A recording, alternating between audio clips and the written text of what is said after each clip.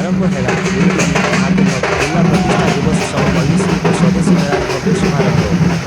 ଦୁଲଦୁଲି ମଞ୍ଚରୁ ଆଲୋକିତ ହେଲା ଝାରସୁଗୁଡ଼ାର କଳି। ଜିଲ୍ଲା ପ୍ରତିଷ୍ଠା ଦିବସରେ ଗାଁକୁ ମିଳିଲା ସୌର ଆଲୋକର ଭେଟି। 596 ଗୋଟି ସୋଲାର ଷ୍ଟ୍ରିଟ୍ ଲାଇଟ୍ ପ୍ରକଳ୍ପର ଲୋକାର୍ପଣ ସହ ସାଂସ୍କୃତିକ ମହାକୁମ୍ଭ ଦୁଲଦୁଲି ବିନା 2026ର ଘାଟନ।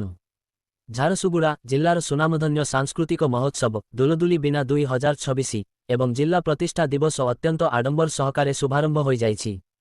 ଏହି ଅବସରରେ ଦୁଲଦୁଲିର ଭବ୍ୟ ମଞ୍ଚରୁ ଜିଲ୍ଲାର ବିଭିନ୍ନ ଗ୍ରାମକୁ ଆଲୋକିତ କରିବା ପାଇଁ ଏକ ବୈପ୍ଳବିକ ପଦକ୍ଷେପ ନିଆଯାଇଛି। ଝାରସୁଗୁଡ଼ା ଜିଲ୍ଲାର ପ୍ରତିଷ୍ଠା ଦିବସ ଅବସରରେ ଦୁଲଦୁଲି ମଞ୍ଚରୁ ହିଁ ଜିଲ୍ଲାର ଗ୍ରାମାଞ୍ଚଳଗୁଡ଼ିକୁ ଆଲୋକିତ କରିବା ପାଇଁ ସୌର ପ୍ରକଳ୍ପର ଲୋକାର୍ପଣ କରାଯାଇଛି। ଜିଲ୍ଲାର ଜନସାଧାରଣଙ୍କ ଯାତାୟାତ ଓ ସୁରକ୍ଷାକୁ ସୁଦୃଢ଼ କରିବା ପାଇଁ ସରକାରଙ୍କ ତରଫରୁ ମୋଟ 1464 ଗୋଟି ସୋଲାର ଷ୍ଟ୍ରିଟ୍ର ବ୍ୟବସ୍ଥା କରାଯାଇଛି।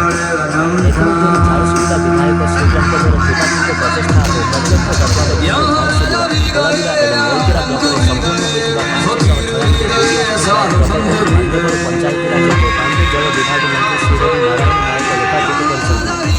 ଏହି ପ୍ରକଳ୍ପ ଦ୍ୱାରା ରାତିରେ ଆଲୋକ ବ୍ୟବସ୍ଥା ସୁଦୃଢ଼ ହେବା ସହ ବିଦ୍ୟୁତ୍ ସଞ୍ଚୟ ଓ ପରିବେଶ ସୁରକ୍ଷାରେ ଏହା ସହାୟକ ହେବ। ମୁଖ୍ୟ ଅତିଥି ଭାବେ ମାନ୍ୟବର ରାଜସ୍ୱ ଏବଂ ବିପଣନ ପରିଚାଳନା ମନ୍ତ୍ରୀ ଶ୍ରୀଯୁକ୍ତ ସୁରେଶ ପୂଜାରୀ ଯୋଗଦେଇ ପ୍ରଦୀପ ପ୍ରଜ୍ୱଳନ ଦିବସ ମହୋତ୍ସବ ଓ ପଲ୍ଲିଶ୍ରୀ ମେଳାକୁ ଘାଟନ କରିଥିଲେ। ମାନ୍ୟବର ମନ୍ତ୍ରୀ ଶ୍ରୀ ରବି ନାରାୟଣ ନାୟକ ସମ୍ମାନିତ ଅତିଥି ଭାବେ ଯୋଗଦେଇ ଝାରସୁଗୁଡ଼ାର କଳା ଓ ସଂସ୍କୃତିର ମହାନତା ଉପରେ ଆଲୋକପାତ କରିଥିଲେ।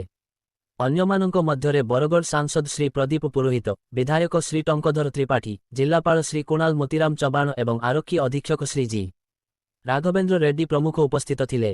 ଏହି ମଞ୍ଚରେ ଓଡ଼ିଶାର ଗର୍ବ ପଦ୍ମଶ୍ରୀ ଡ ଅରୁଣା ମହାନ୍ତି, ପଦ୍ମଶ୍ରୀ ଡ ଜିତେନ୍ଦ୍ରିୟ ହରିପାଲ, ପଦ୍ମଶ୍ରୀ ଡ କୃଷ୍ଣା ପଟେଲ ଏବଂ ପଦ୍ମଶ୍ରୀ ମିତ୍ରଭାନୁ ଗୌନ୍ତିଆଙ୍କୁ ଜିଲ୍ଲା ପ୍ରଶାସନ ପକ୍ଷରୁ ଭବ୍ୟ ସମ୍ବର୍ଦ୍ଧନା ପ୍ରଦାନ କରାଯାଇଥିଲା। ଘାଟନୀ ସନ୍ଧ୍ୟାରେ ସୃଜନୀ ପରିବାରର ମା ସମଲେଇ ବନ୍ଦନା, ପଦ୍ମଶ୍ରୀ ଅରୁଣା ମହାନ୍ତିଙ୍କ ଓଡ଼ିଶୀ, ମଥୁରାର ମୟୂର ନୃତ୍ୟ, ମହାରାଷ୍ଟ୍ରର ଲାବଣୀ, ମୟୂରଭଞ୍ଜର ଛଉ, ଲଖନପୁରର ପଞ୍ଚରସି, ସମ୍ବଲପୁରର ବଜନିଆନ ଏବଂ ବେଲପାହାଡ଼ର ମିରର ଥିଏଟର ଦ୍ୱାରା ଆମର ଝାରସୁଗୁଡ଼ା ନାଟକ ଦର୍ଶକଙ୍କୁ ବିଭୋର କରିଥିଲା। କାର୍ଯ୍ୟକ୍ରମ ଶେଷରେ ଜିଲ୍ଲା ପରିଷଦର ମୁଖ୍ୟ ଉନ୍ନୟନ ଅଧିକାରୀ ଶ୍ରୀ ବିଶ୍ୱରଞ୍ଜନ ନାୟକ ସମସ୍ତଙ୍କୁ ଧନ୍ୟବାଦ ଅର୍ପଣ କରିଥିଲେ।